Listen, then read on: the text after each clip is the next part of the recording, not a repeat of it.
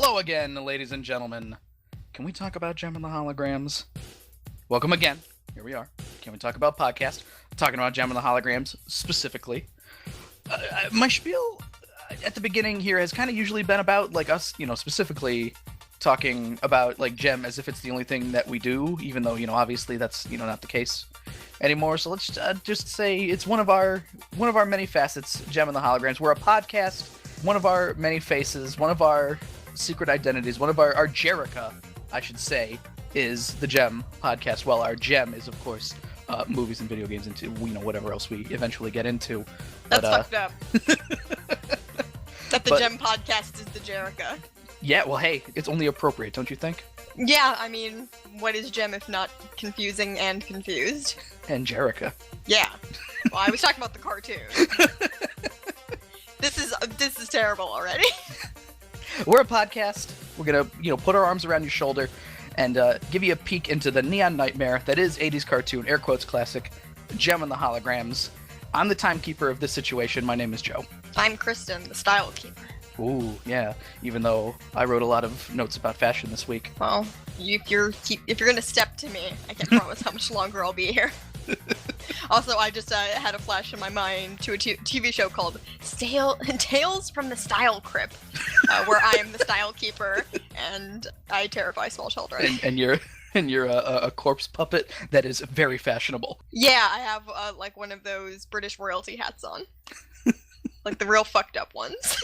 We're experiencing Gem and the Holograms via Shout Factory's Gem and the Holograms Truly Outrageous Complete Series box set, as well as a little thing called Netflix. I don't know if you heard of it, but it's on there too. Yep, I'm the Netflix police, and it's still there. Okay, very good. Today we have Broadway Magic. That is our theme of the day, and because I write the intros before I watch the episode, I wrote a little note to myself making a prediction that Gem or someone in the episode is going to end up dressed like DC heroine Zatanna, who is a magician lady, and she has the general Broadway kind of dress on of I don't know what the fuck to call it's like I refer to it as the tuxedo onesie, pretty much, like with the exposed legs and the top hat. The Rockettes thing? I'm sure there's an actual origin of this outfit. Right. And as it turns out, I was right. That outfit does show up in this episode. Fantastic. Broadway magic. Broadway magic. Miracle. I'm a Broadway clairvoyant. What can I say? We had a theme of clairvoyancy. And there's probably going to be music, I would think. And there is, I guess, but I mean, every episode of Gem has music, so... Yeah, so that part's not really that surprising. What is surprising is that they managed to put on a Broadway musical that has one song in it. Yes, considering we talked about Jesus Christ Superstar very recently, and both of us have seen either Broadway or off-Broadway shows, it's very interesting to look at this in the scope of that. Wow, this plotless musical is amazing. I'm sorry, the plot is Broadway magic. Hey, who needs a plot when you have Broadway magic? No one! And let's sprinkle some of that magic right now as we play the theme song for you. And when we come back, it's time to get magical.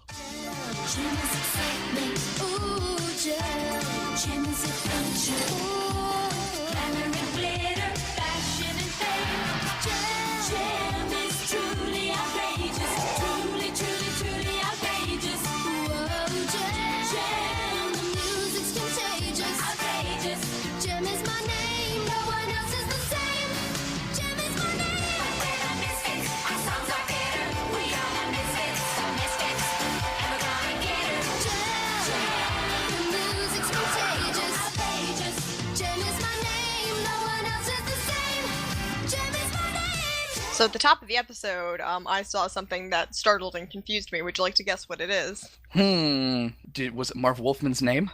Yeah, I wrote Wolfman! And less than 30 seconds into this episode, someone says turkeys.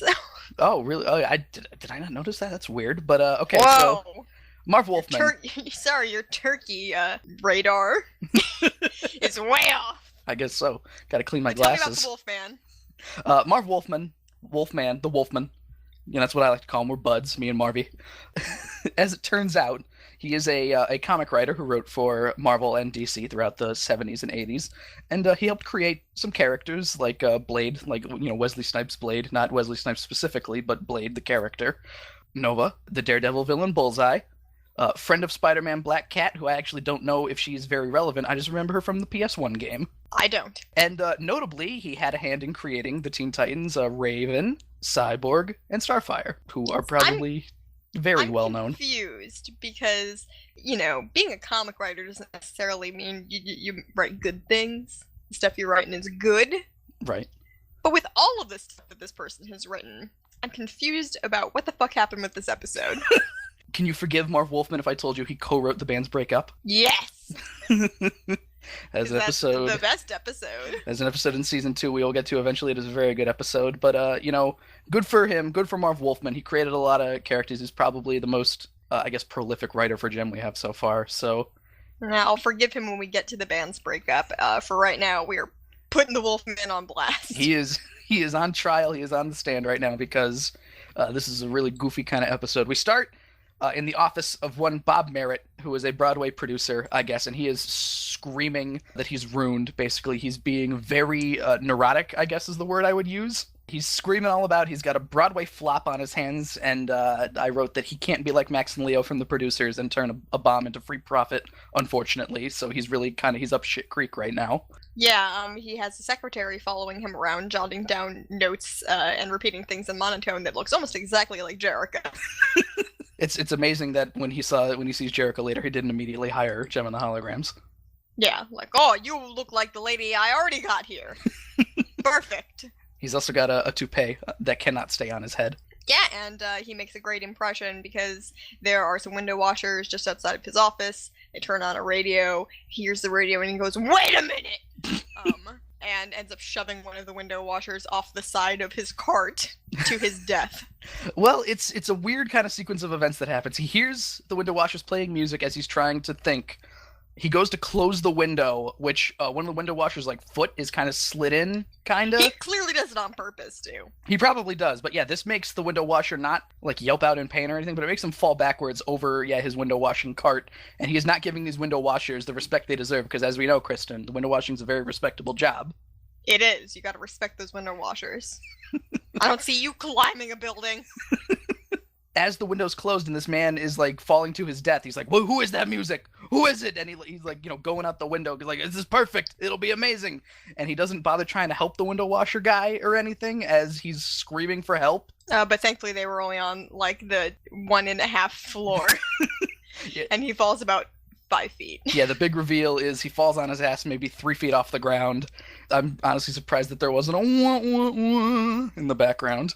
There's a theme in this episode of people being real dicks to each other. Whether on purpose or completely by accident for comic purposes, maybe? Well, I mean, this is definitely an episode that tried its hand at more intentional comedy, I would say. Yeah, I am not willing to say they were successful, but Gem and her tag-alongs are out playing volleyball for some reason. Gem and the sing-alongs auditioning for the 2016 remake of Top Gun. It's true. So Rio is hanging out with someone. Some guy, some dude. Rio has a yellow ass shirt on that looks ridiculous, and some dude is like, "Do you still have it bad for Jerrica?" And I'm like, "He's her fucking boyfriend. What does that mean?" This honestly, it makes it sound like that Rio is either in some weird flux with Jerrica right now, or this dude doesn't know that it's we've been dating for 5 years. That doesn't even make sense to say if they were on the outs or something, which they're not. Also, Rio is wearing a fedora as well. Yeah, and he has the cargo shorts on, so he looks like he's ready to go on a safari to catch girlfriends, I guess. And as well, in classic fedora-wearing fashion, he is just I wonder if my girlfriend is hiding something from me.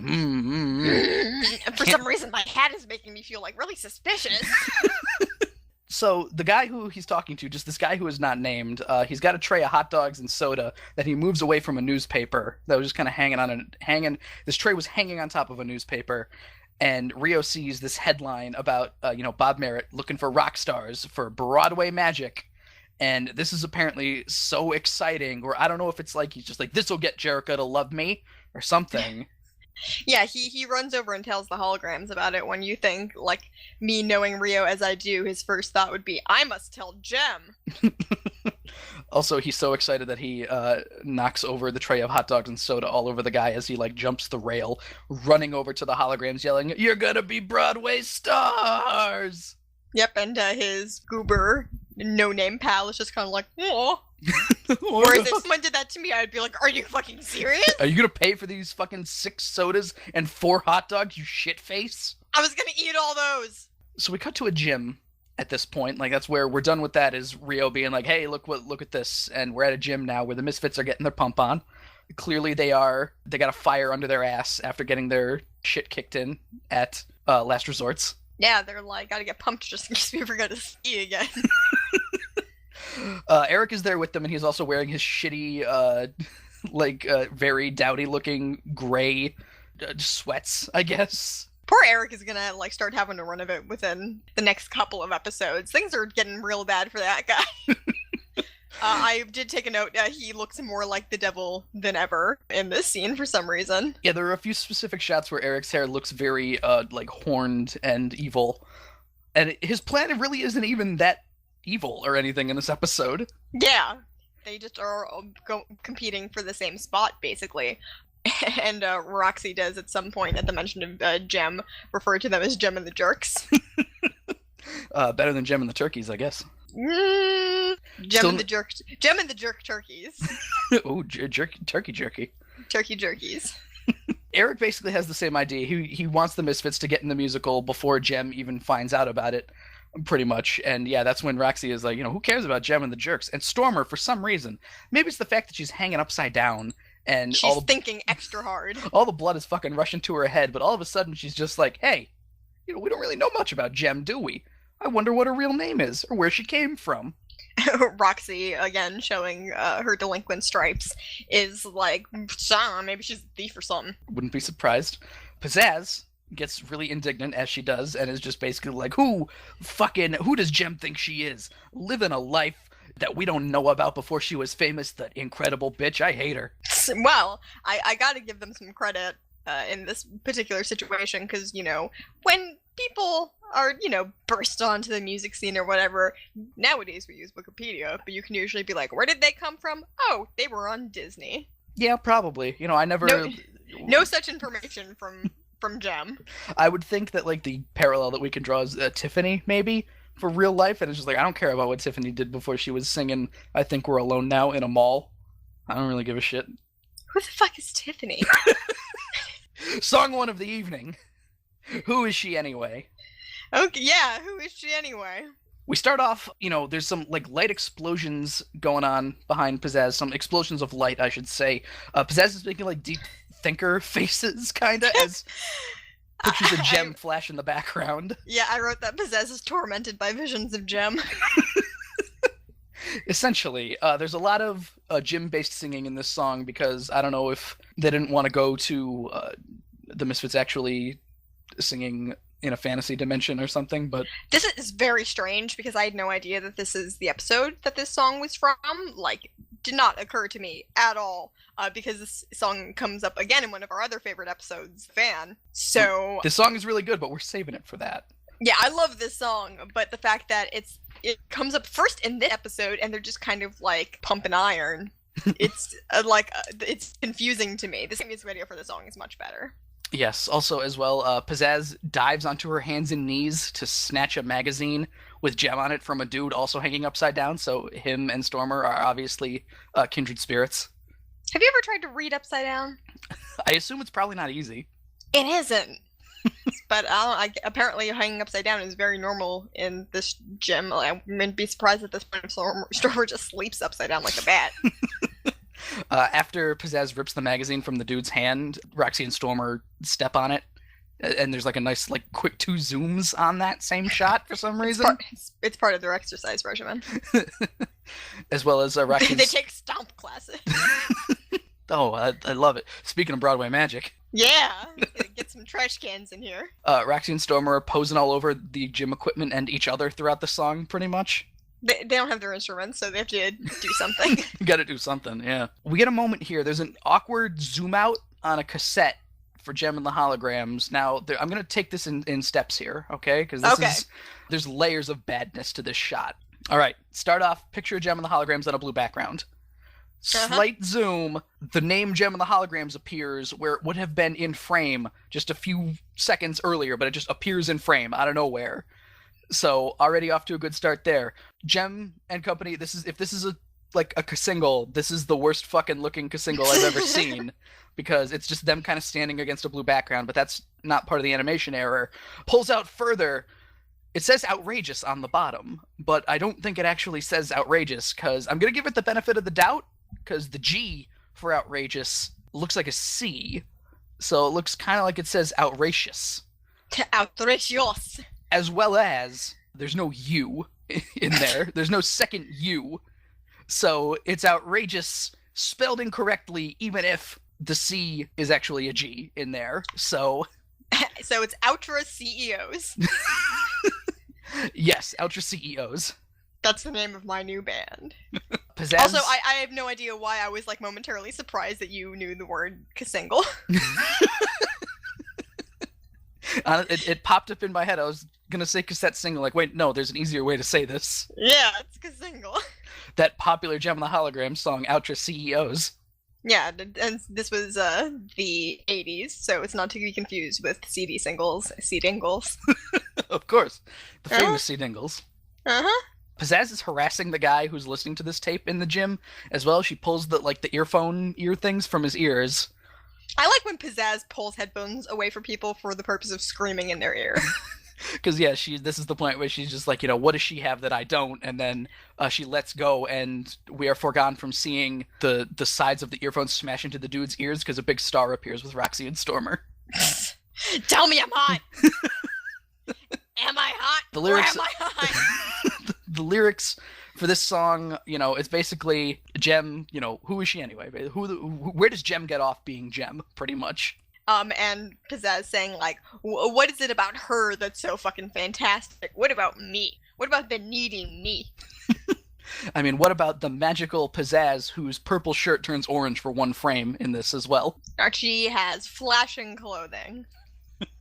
Oh, also, you know what freaked me out in this song? With the ending? Or, well, not the ending, I should say, because it... Well, yes, that freaks me out a lot, but besides that, the Misfits had, like, cleavage.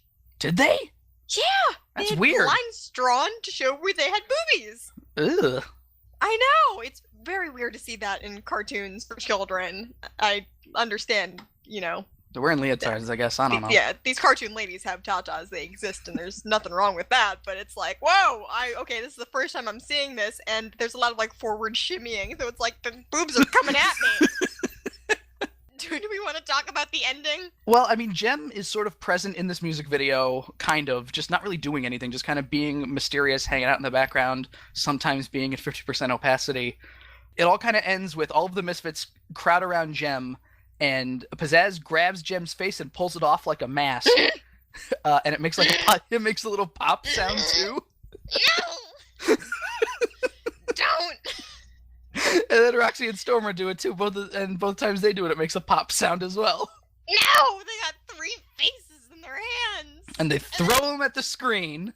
Ah! Even though this is like the title of, Who Is She Anyway by the Misfits comes up, and I thought that was the end of the song, but there's still like 10 more seconds of Pizzazz is stuck in question mark land with like 4 50% opacity Gem heads flying around her. She's tormented by visions of Gem. And exactly what I said earlier. And the song ends with Gem sitting in a question mark. We don't know who she is. It's gonna be the theme for this episode. Who is she anyway? Yeah, how about $100,000? Back to reality at this point. That song, even though it was mostly in the gym, it probably didn't happen just because Gem was there. I mean, I guess it did happen because Eric is immediately like, hey, this gives me an idea. Well, if it didn't happen, then Pizzazz was pumping iron, going, who is she? Who is she? Who is she? Who is she? Who is she? And then Eric was like, okay, I have an idea. And he has to, like, yell over Pizzazz, who's still going, who is she? As she's just getting her pump on. Yep, and that's how she gets her muscles. So we cut to Eric giving a press conference of some sort. As he is talking, I like how Pizzazz and Roxy are in the background, and they try to get, like, in closer in the frame, and Eric has to be like, get the fuck out of here. Yeah, I don't know why, Eric let them be there in the first place, but there they are. So some people are watching as Eric is giving this press conference. He talks about how suspicious Jem is basically, and makes a couple of suggestions that she might have like some sort of sordid past, and offers $100,000 for anyone who could tell him Jem's true identity. 100,000 smackers, and it shows that apparently everybody is seeing this. It has almost as much reach. I'm surprised that Eric didn't hold this on Lindsay's show, because he probably could have gotten... need to go there later. He probably could have gotten more exposure that way. But there's a weird shot of like a couple watching a bunch of TVs in a store that are all kind of stacked on top of each other, and what I can assume is their kids sitting on the floor watching like a fucking tokusatsu movie of just like a big albino Godzilla fucking breathing fire. I noticed that too. Is that how people used to watch TV in the past? Instead of using the internet?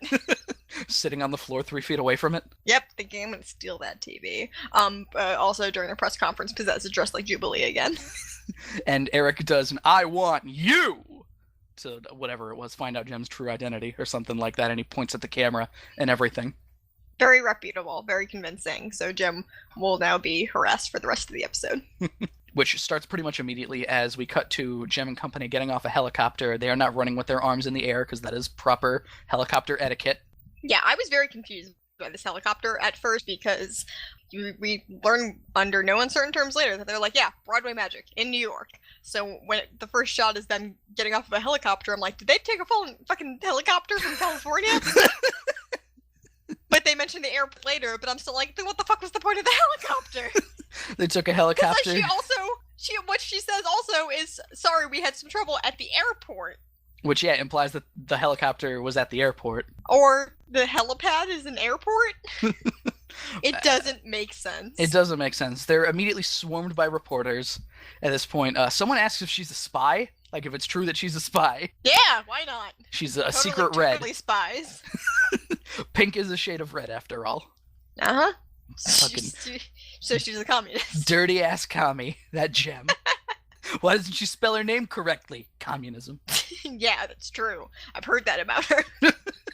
So I guess because they were on a helicopter with no TV, no one has any idea why everyone's suddenly like, who the fuck are you, Jem? So they have to run a lot and pile into a cab. They pile into a taxi driven by New York accent cab woman.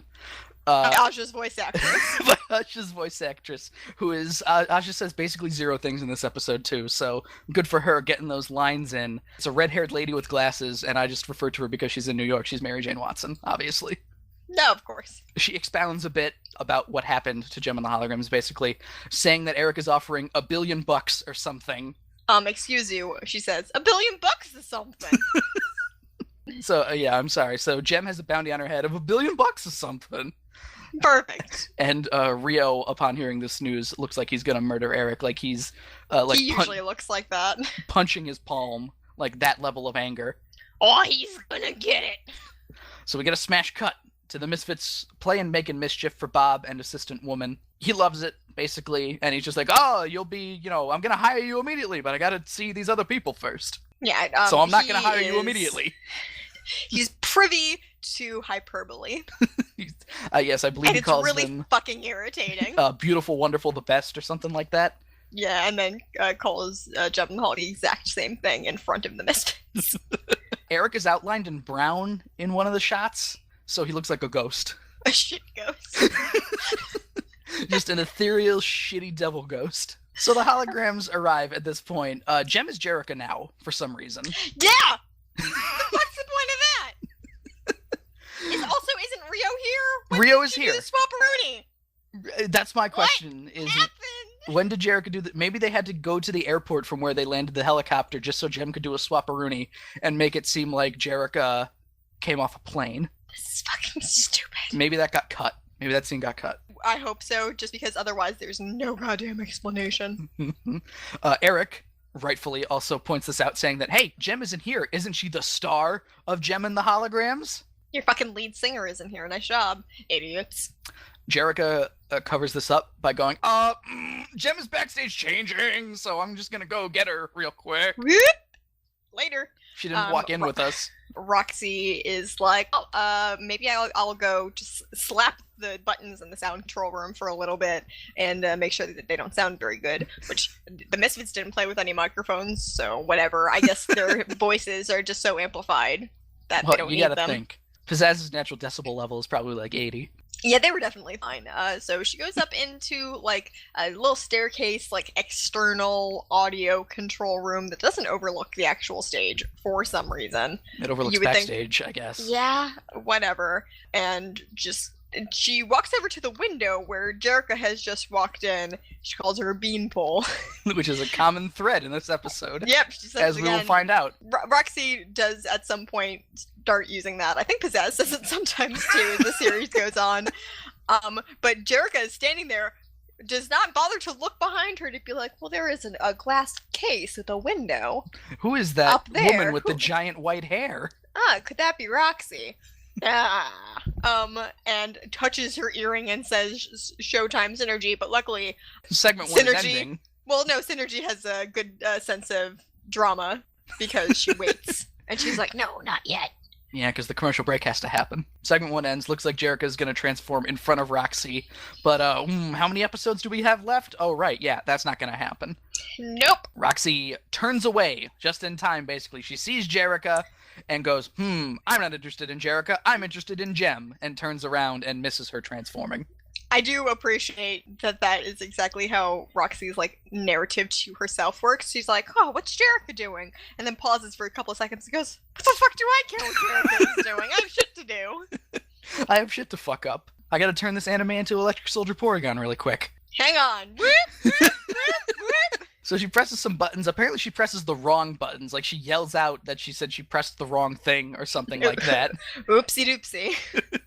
Which, yeah, we get some weird, loud-ass feedback and Electric Soldier Porygon flashing blue and red lights, which totally healthy for you. But yeah, I guess she just wanted to subtly make some changes so that shit went bad when that the holograms got to perform, but instead immediately drew attention to herself. But Jerrica runs up into the sound booth, pushes Roxy, which she didn't need to do. I could see if Roxy was like, bitch, make me move, but that didn't happen. And Jerrica, for some reason, knows how to use this shit. Roxy leaves in the meantime, and when Bob asks what happens, Roxy's like, I didn't do it. Roxy immediately is standing at the stairs and she's just like, it's Jem's fault. It's all her fault. Roxy's becoming an expert at that. Just being like, I know I clearly did this, but fucking prove it. For some reason, this seems like it might be a big sticking point, because Jem takes like 15 seconds to be like, no, Bob, it wasn't me. I would never do anything like that. And Bob, it doesn't seem terribly perturbed by the situation. He's just like, hey, they don't call me big-hearted Bob for nothing. Go ahead and perform. He seems like the sort of guy who would definitely try to sleep with his performers. I'm just saying. So he's skeezy is what you're saying. Absolutely. So we get to song 2 of the evening, Can't Get My Love Together, which is a ballad, if you will. It's an okay song, but it's stupid. Yeah, the first note I wrote is, I have a feeling the song is going to be stupid, but it turns out being a pretty okay song. Just in the context of, I don't know, maybe if the context of this episode was something bad actually happened, maybe I would have been angry. If they, like, slotted it in after our manufactured conflict a little bit later, I think it would have pissed me off more. Rio's wearing a trench coat, which was not thrilling. Yes, most of this song is just shots of them performing and shots of people reacting to it. Actually, the very first shot, we get spotlight on Jem. Kind of the camera turns to reveal Kimber. We zoom in on Kimber. Kimber cries on her keyboard. We cut back to Jem, and she is also crying. Before the song has even started, by the way. I mean, there's instrumentation, but before Jem has even sung word 1, she is crying. She's like, shit, it's gonna be a hard day. I can't believe people keep accosting me for $100,000. God damn it. It's so hard to be rich and famous. But yeah, we get imagery of Rio in a trench coat walking down a windy street. We see Jem's head at 50% opacity, again, kind of superimposed over him. Uh-huh.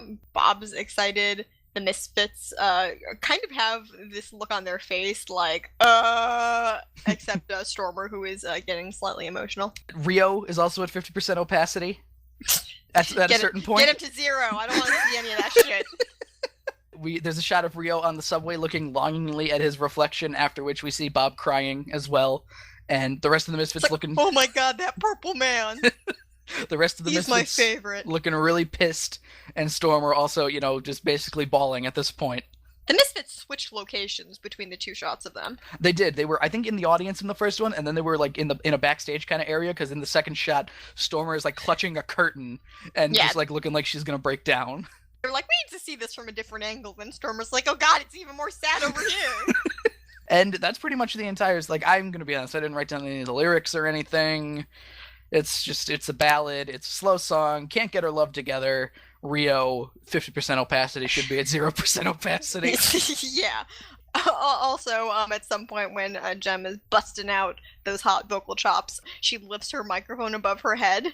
And I'm like, you're a lead singer. Put the microphone near your goddamn mouth. That's like the thing in the very first episode when she moves the microphone away from her mouth when she's introducing the holograms.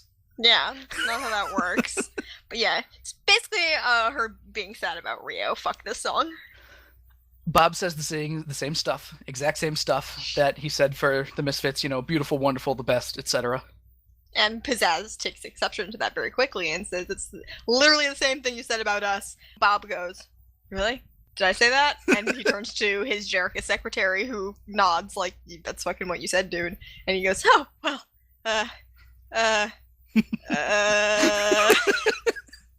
And he has to come up with a plan on the fly, so it's like, I'm gonna announce the winner tonight on Lindsay Pierce's show. Fuck whatever else she's doing. I'm a big name. I can get on that show, right? It's complicated because Lindsay will move heaven and earth to accommodate the holograms. But she also had to do some soul searching because I cannot think of a single fucking reason why Lindsay would let the Misfits back on the show. Right. That's the first thing I wrote after cut to Lindsay's show. I can't believe Lindsay let the Misfits back on. I don't think she can believe it. She's sitting there like, what the fuck is wrong with me? There's some lovely fashion in this scene. Let me just, we'll take a few seconds to go over it. I noted Stormer is wearing a pukey green dress with flowers on it. Nice. Like very large floral pattern. Perfect. Jem has like an electric blue golf jacket on. Styling. And Shayna has, I think, something we've seen before. She's got a Picasso jacket or some shit on. Just a very geometric shapes, all with, filled in with the paint bucket tool. Perfect. And that's been this week's episode of Tales from the Style Crypt. I can't actually do a loud impression of the Crypt Keeper or something. Someone would call the cops on me. Someone would be like, there's a woman committing a crime here. Something bad happened to that art student.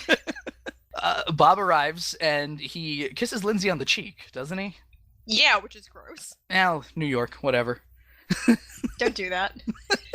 Don't kiss people, especially if you're a creepy dude. With a hairpiece that won't stay on. Yes. Visual stereotyping. Bob arrives at this point. He announces that the winners of this contest, after kissing Lindsay on the cheek, are Jim and the holograms. Yay, Jim! Jim's in the audience like, what?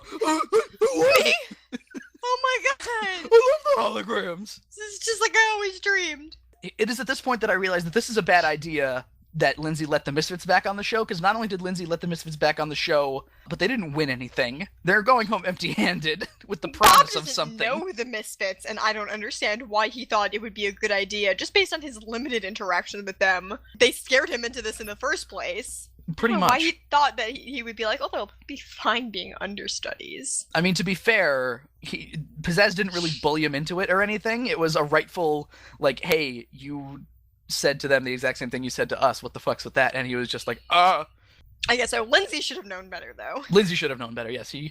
She should have been like, I'm not going to put the Misfits fucking 100 yards close to this studio. Have them call in. They already burned it down once. Put Pizzazz on the phone if she can keep from fucking eating it. She can't. That's why they had to be on the show. Pizzazz at this point walks off because she is obviously pissed because they didn't win, and she grabs the fire hose. And she's like, I have a great idea. And I hate this because if Jem hadn't done like a fireman crawl away from the set, I was just thinking, oh, there's going to be a thing here where the earrings stop working.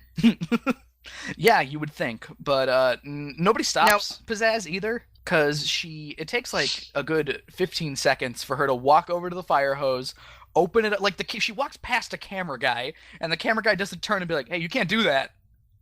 Or you just walked in front of my shot. And she walks back over, turns on the fire hose, and she immediately loses control of it as well. I don't think she ever planned to have great... What's the worst thing that can happen? She'll accidentally hit Roxy and storm her. She doesn't care. Everybody gets wet except for Pizzazz. That was the plan. Yep, I'm the driest one, so I win. Jem manages to, do a fireman crawl, an army crawl, whatever, fucking shut it off.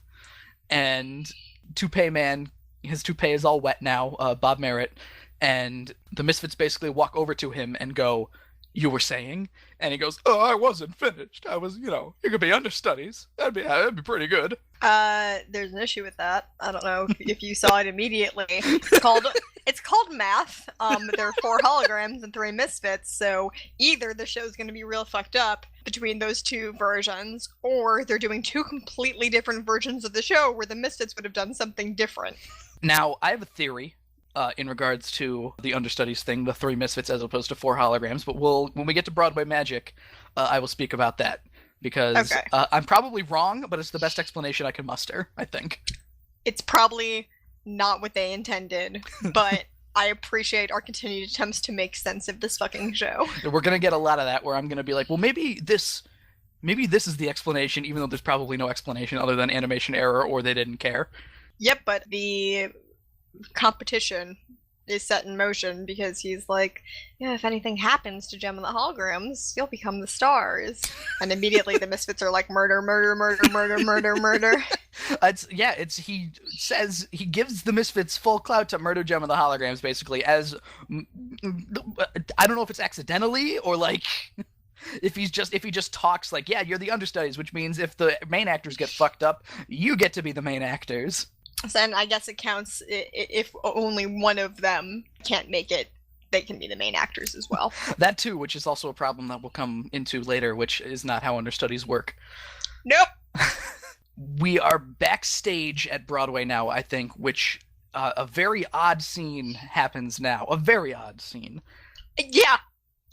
Some dude walks up to Jem, going, hey, Jem of Jem and the Holograms, you just won $1 zillion. All you need to do to get your $1 zillion is sign on the dotted line here, but make sure you use your real name. And Jem looks him in the eyes and goes, this is a closed Broadway rehearsal. How the fuck did you get in here? Not only that, his check says $1 zillion on it.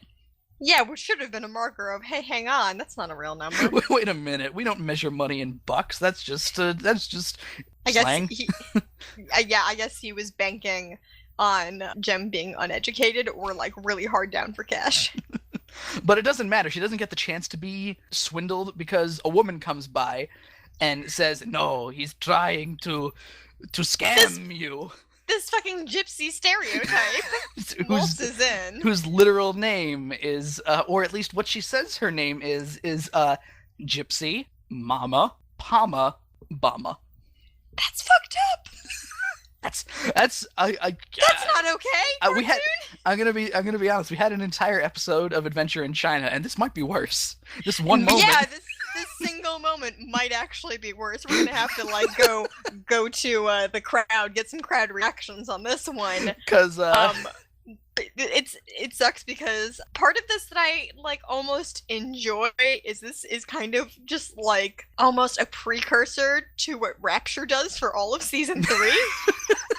Where she doesn't quite do the horrible quote unquote gypsy voice, but she can just carries around a crystal ball and goes, "Give me money." I mean, this is one of those things where when she showed up, because I still do the thing of like I see fortune teller looking women, I'm like, oh, gypsy, of course. I do that terrible thing. When she shows up, I'm like, who the fuck is this gypsy woman? And then she goes, gypsy mama pama bama, and I'm like, holy fuck! Ah! You shouldn't validate the like knee-jerk reaction I'm actively attempting to work out of myself. And she attempts to hypnotize Jem with a crystal ball as well. Yeah, she hypnotizes herself, and it's hysterical.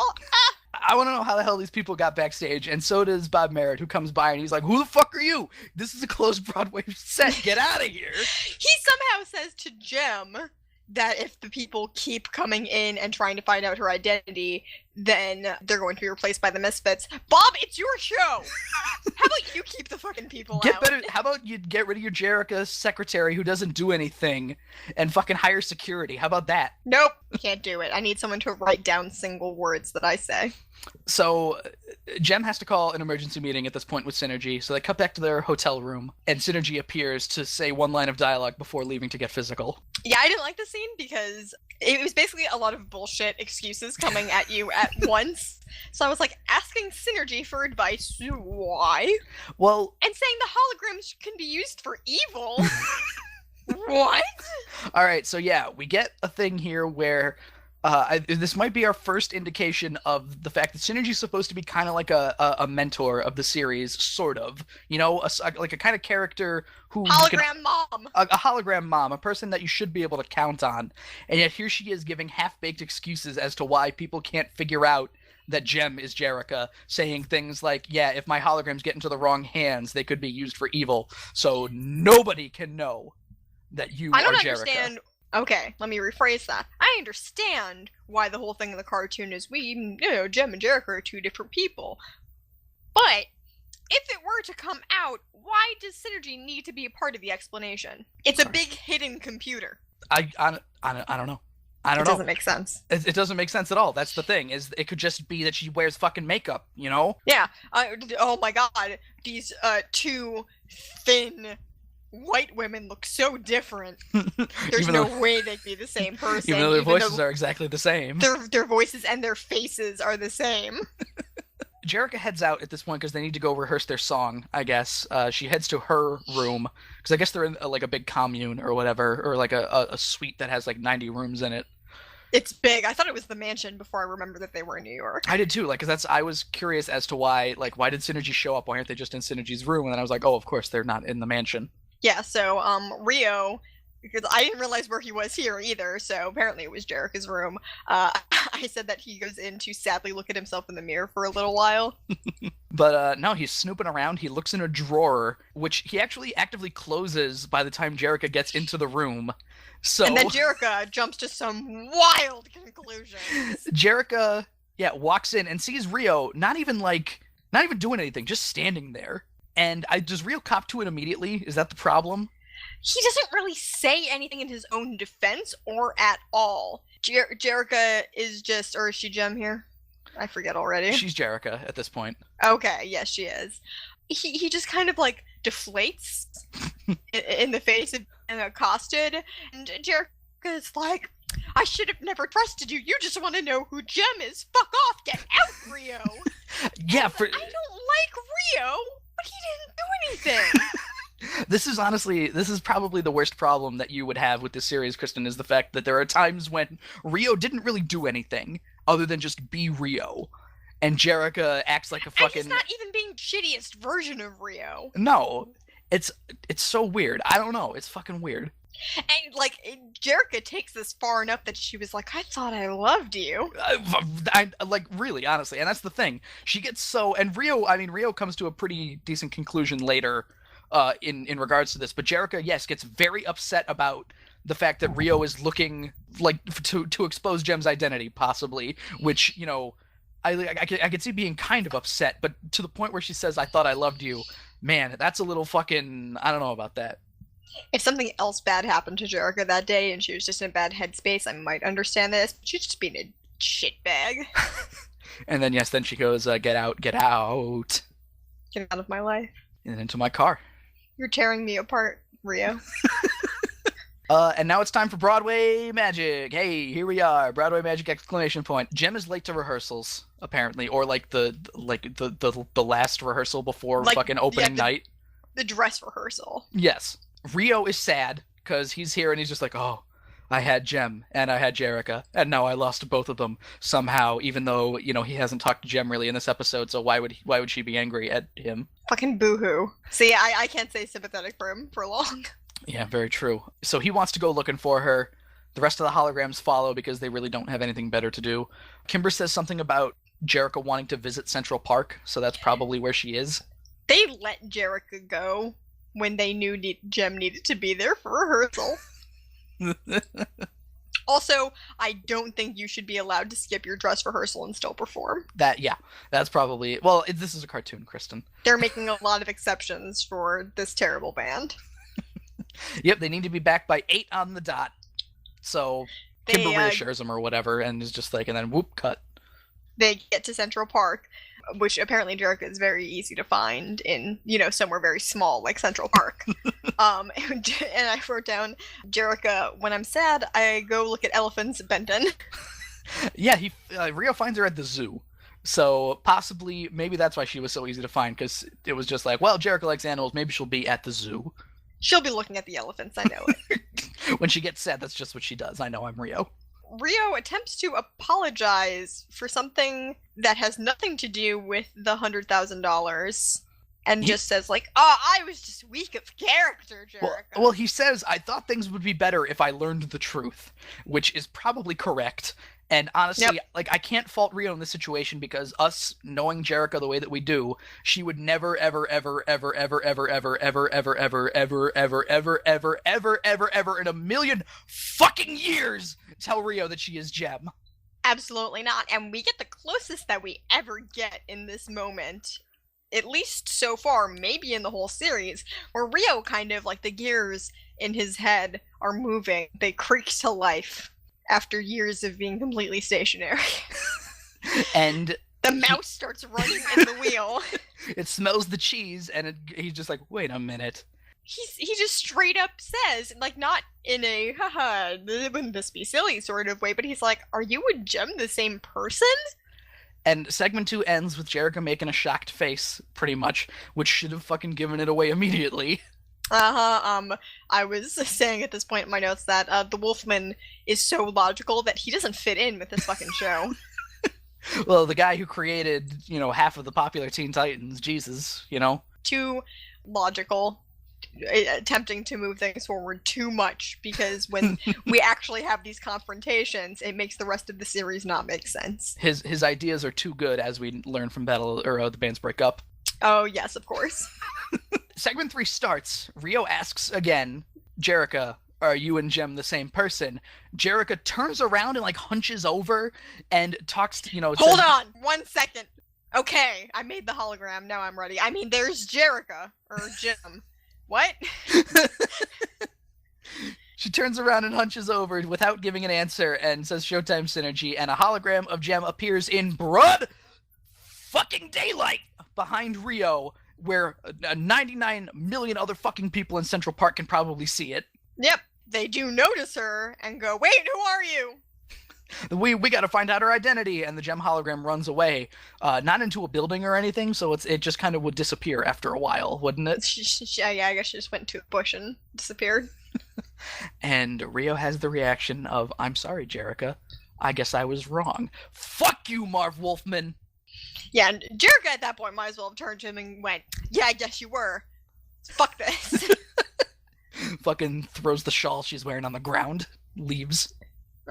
So we go back to the Misfits. We return to Roxy calling the hologram's beanpoles already in progress. Yeah, I believe it's Jem and her beanpole friends, which means that Roxy called everybody except for Jem a beanpole in this episode. She's getting around to it. She wants to save it until she can say it to her face. Yeah, she didn't beanpole anyone to her face yet, so she has to really save that for the big one, which of course is Jem. Yep. Roxy has a plan as well. It's just like, hey, doesn't Jem care for Rio? And Pizzazz seems to be on the exact same wavelength, because she immediately commands Stormer to start Stormer, who has a typewriter in front of her, conveniently. Because why not?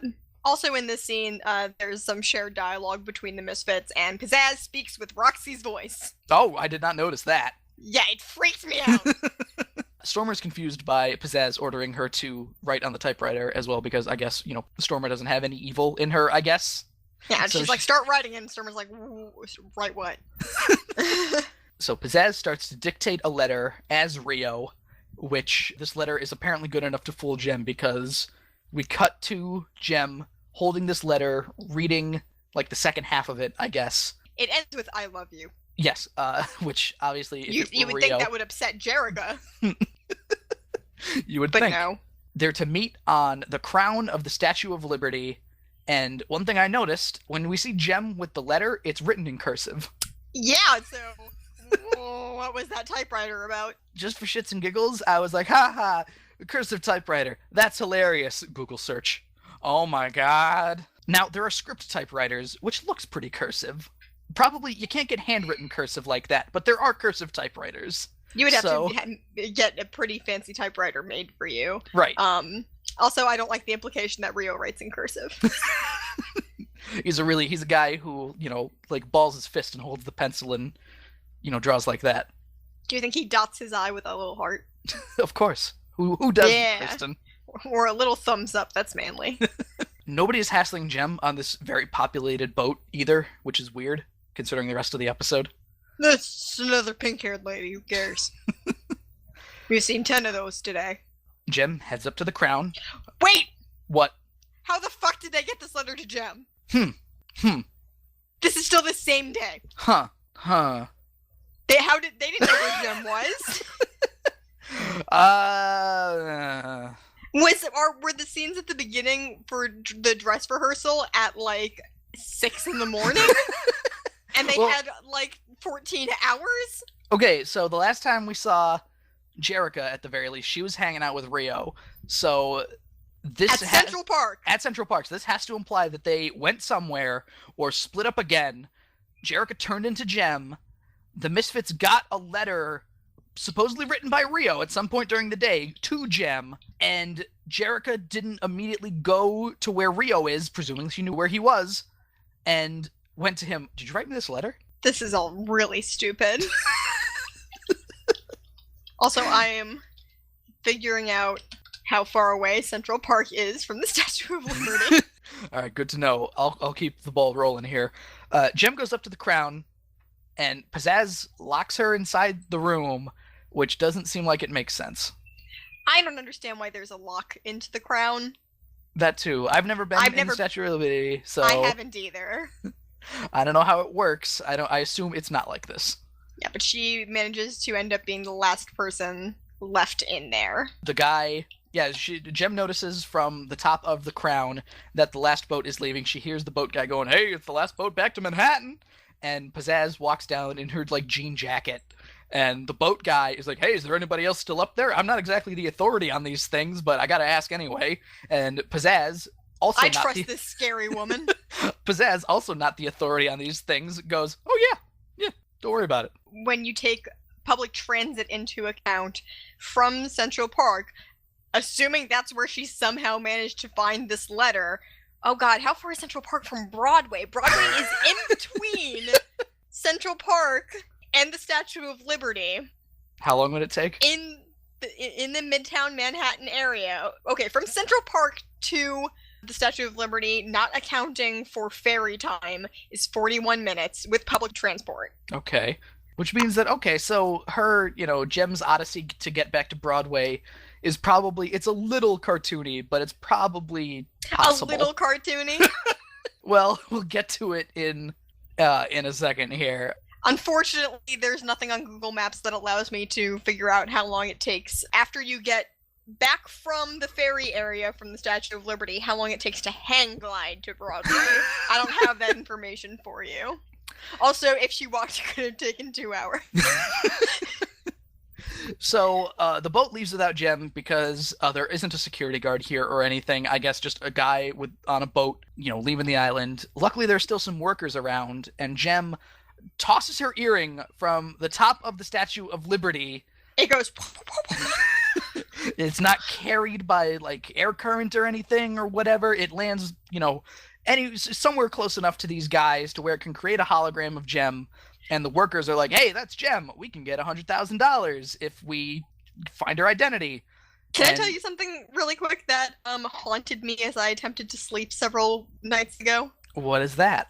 I was just kind of laying in bed, trying to drift off, and then all of a sudden I was like, how the fuck did the people in Adventure in China think that Jem's earrings were rubies if in Last Resorts the earring bent after Roxy elbowed her in the air? Gemstones don't bend. I thought we went over that. I thought it was that the real Gemstar earrings are fucking made of plastic. And They're definitely plastic. And Eric made, ruby ones, I guess. Eric's a liar asshole. Or... people in China don't know what rubies are. They got a different word for it. Whatever. It's a borrowed word meaning shitty plastic. Apparently. So, but my favorite part of this episode that we are doing is after she throws the earring, the hologram of Jem that she makes approaches the guys and just goes, "Hi guys, I need help," and then she runs away. They follow her, thankfully, all the way. Yeah, because everyone in this episode is fucking evil. All the way up to the top where they unlock the door, and they don't immediately like the boat guy here. It's two workers, one of which is boat guy, one of the other is pushed off boat guy. Boat friend. Boat guy is not immediately like, hey, give me your identity. It's let's take the elevator down to the boat, and then when you ask me for a boat ride, I will be like, aha, now I have you. Give me your identity, and I'll give you a boat ride. I have the boat, and you have the identity. I propose, spreads hands, a trade. Jem accepts, because obviously she has a plan, and boat guy pushed off boat guy off the boat. Boat frenemy. They're boat frenemies because this evil New York man wants 100,000 smackaroonies all to himself. Boat murder, but it's okay, because boat frenemy can swim. Once they get to the pier, and once again, during the entire boat ride, the boat guy is not like, give me your identity, give me your identity. It's they wait until they're back at Manhattan for him to be like, okay, give me your identity, we're here. I trust you not to run away or somehow trick me. Oh no, how naive of me. Jem touches her earring and asks Synergy for some help. Jem pulls off her face like a mask. Okay. Did she pick up the earring she threw? I don't think we saw a shot of her doing that. God, Jem! Wolfman! Wolfman! And I cursing Wolfman again because she takes off her face, quote unquote, and she has the same face as the boat murder man. To which she asks him, so what are you gonna do with the dough? And he goes, that's me! And he falls backwards into the ocean. And she throws him a life preserver, saying, like, I hope you can swim, but the way that she throws it, she kind of, like, hoists it over her head and throws it straight downwards, so I like to think she just pegs him in the fucking noggin with it. Here's where Jem, despite being in a hurry, is very considerate, except for one time.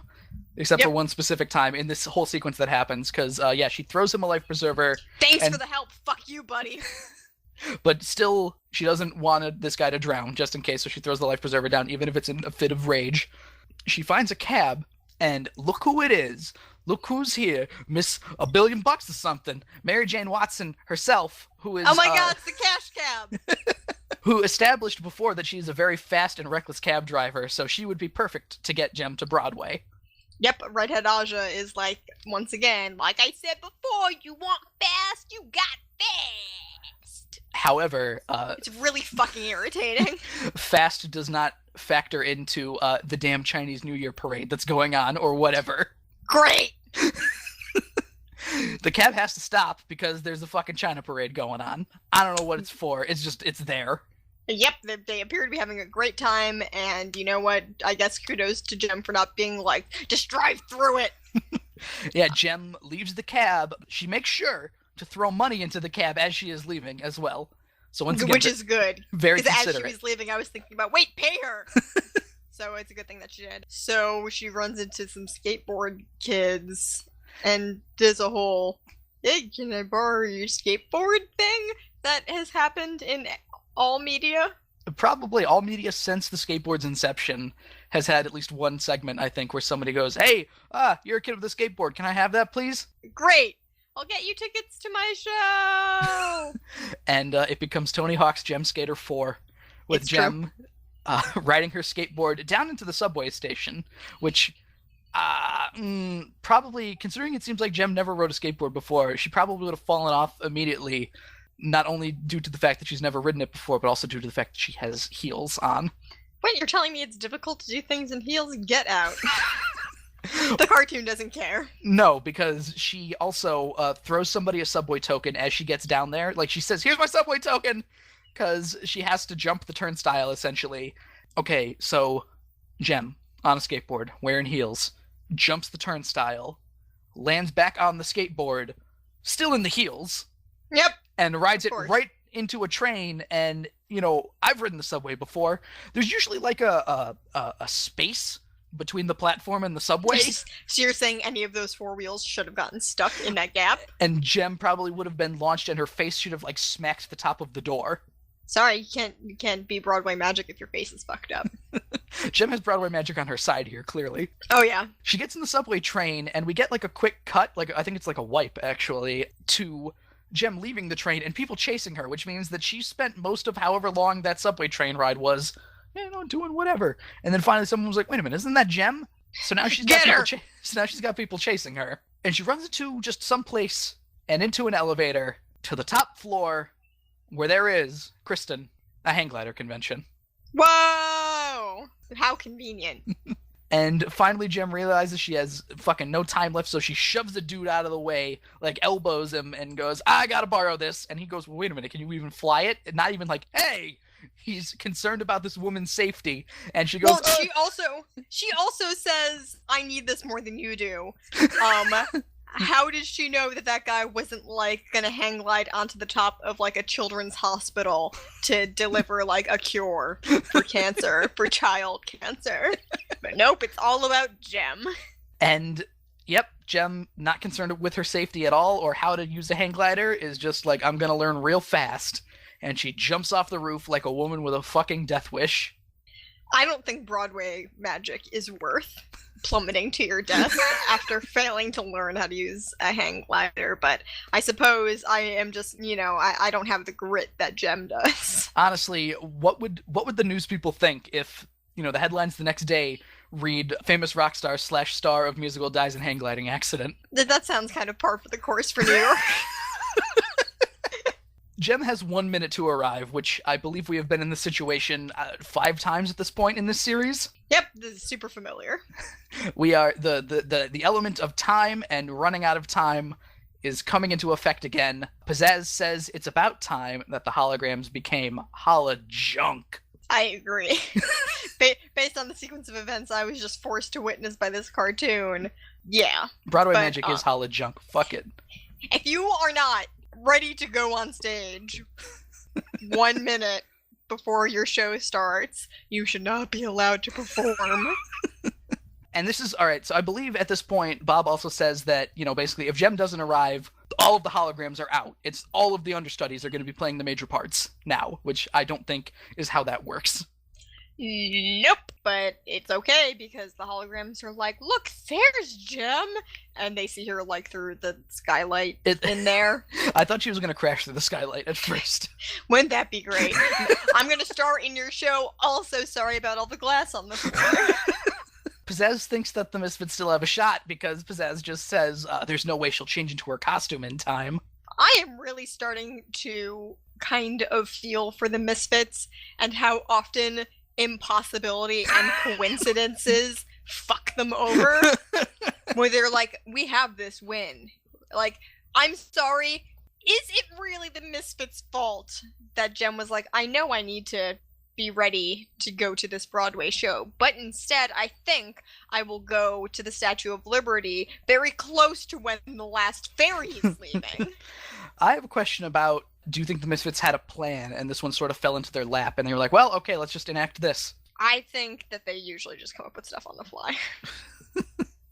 As horrible deeds occur to them. Pretty much. But yeah, Jem uses synergy to change into her costume basically on the roof. So she comes down from the roof down to the stairs, and Pizzazz goes, that's impossible! Because it is! Because it's fucking impossible! Because having a hologram computer is fucking cheating! I don't care what anyone says! And Jem plays this off in the fucking shittiest / smoothest way possible by saying, hey, guess I have some of that Broadway magic, huh? Yeah? Hey, you get it? Fuck you, Pizzazz. Bob runs over and he's like, hey, it's great that you're here. You're on in 10 seconds. Yeah, so you get moving. Blondie. Pinky. And, Blonde Pinky. Blonde Pinky. Song number 3 of this evening, which we will play for you right now, Broadway Magic, coming at you in all of its magical Broadwayness. That's what they call it.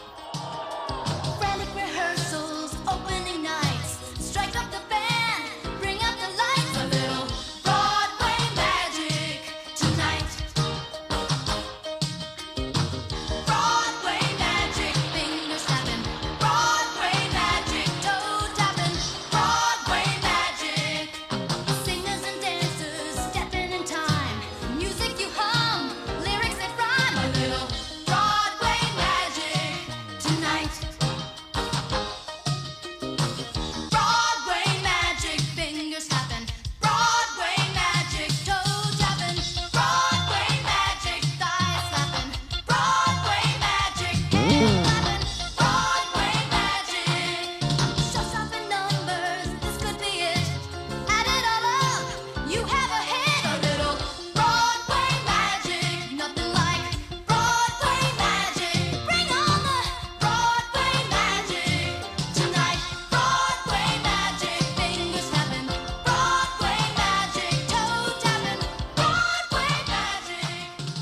a very repetitive song, Kristen.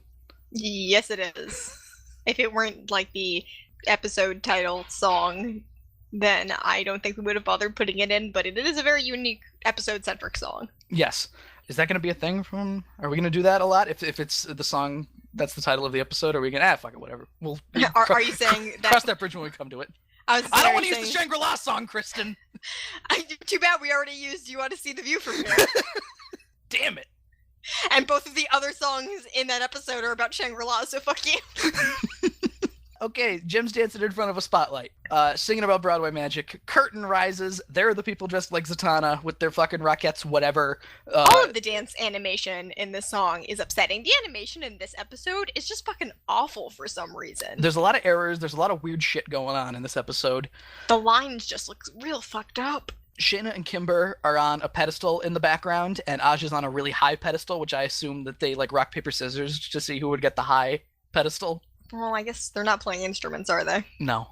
So I was gonna say, if Shayna were playing the drums, she really should have had her own pedestal, but whatever. Rio and Lindsay are in the audience, sitting next to each other on a date, I guess. Rio's trying to get some of that Lindsay action because he can't get Jem and Jerrica. Yeah, absolutely. He's like, you need some lights hung. That's a double entendre.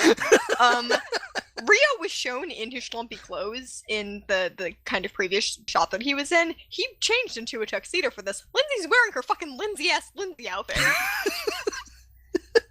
Her fucking headband, leg warmer, fucking afro bullshit. What is Lindsay doing in New York? Isn't her show in California? Hey, whatever.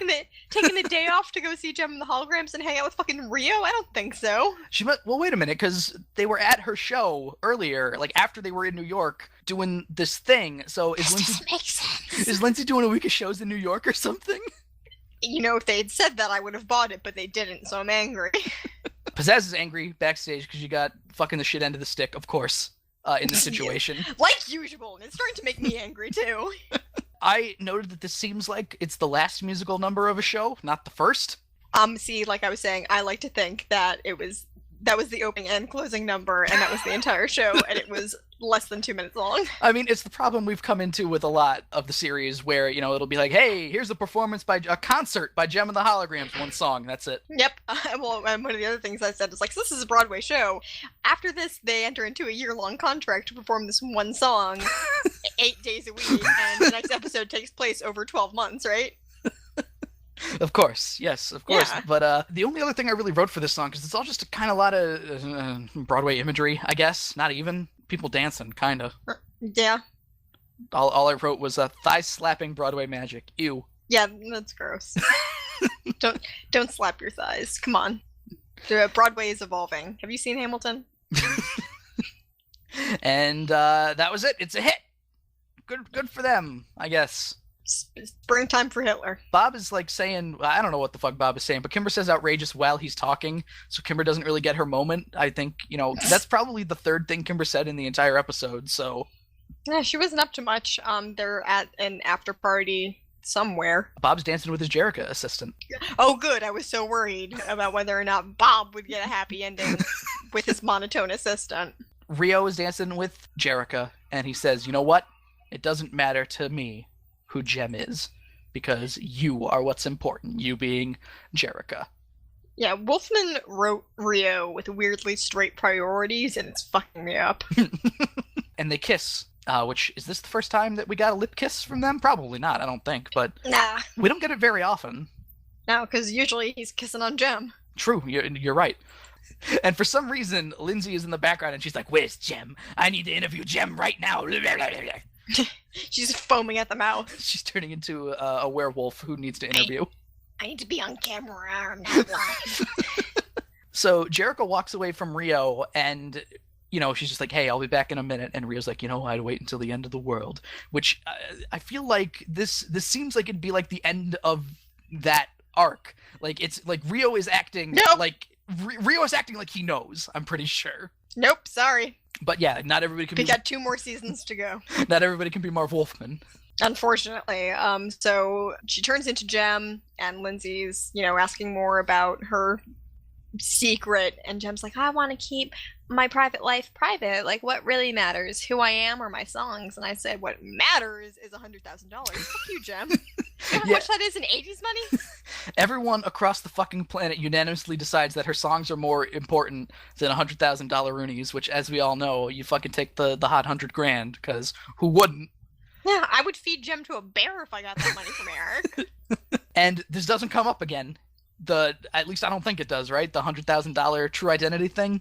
I'm sure some form of this comes up again. Right. Probably, maybe not by the same person. Maybe not. The fan has a similar concept. The fan has a similar concept, of course. But just everybody stops giving a shit, basically. Yeah. That's the end of the episode. We hear the end of Broadway Magic again, and that was Broadway Magic. This episode was fucking weird. All of the questions that we had raised, in addition to, the animation errors and things like that. I don't want to say this is a bad episode, but it's really fucking weird. You're right. Yeah. Tonally, it's just so different from usual, which it isn't a bad thing because, sometimes the Gem episodes can get boring when there's not too much happening. But yeah, I think the combination of it just being a little bit more wild than usual, combined with the worst animation in the universe, just made it really jarring and strange. So I had a theory, like I said before, about 3 understudies for 4 holograms. And do you want to know what my theory is, Kristen? What is it? Okay, so during Broadway Magic, Aja and Kimber on the same pedestal, okay? Aja and Kimber are playing a split part. A part that would have been filled by presumably Stormer or Roxy if the Misfits were the stars. So you're saying because there were the 2 pedestals and then Gem was on the stage, the Misfits could have fit that setup even better? Yes. Basically, it was written for 3 leads, but there were 4 people, so they split one of the leads, the least whatever lead. I'm sorry, it was Kimber and Shayna. Aja was the one on the high pedestal.